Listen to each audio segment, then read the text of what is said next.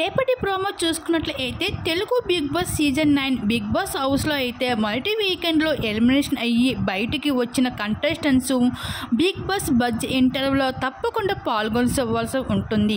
ఇకపోతే ఈ big boss buzz ఇంటర్వ్యూలో అయితే శివాజీ గారు అయితే ఈ బిగ్ బాస్ సీజన్ 9లో అయితే ఇంక ఇంటర్వ్యూ అయితే చేయడం జరుగుతుంది కంటెస్టెంట్స్కి. అయితే ఇంకా బిగ్ బాస్ సీజన్ 9లో మొదటి వీకెండ్లో షష్ఠీ వర్మ ఎలిమినేట్ అయ్యింది సంగతి మనందరికీ తెలిసిందే. అయితే ఇక్కడ షష్ఠీ వర్మ ఎలిమినేట్కి సంబంధించిన రెండు రకాలు అనుకోవచ్చు. ఒకటి ఓటింగ్ ప్రకారం ఎలిమినేట్ చేసి ఉండొచ్చు, మరొకటిది తనకన్నా తక్కువ పడి ఓటింగ్ ఉన్నప్పటికీ కూడా ఫ్లోరాని ఎలిమినేట్ చేయకుండా ఇంకా షష్ఠీ వర్మని చేసి ఉండొచ్చు.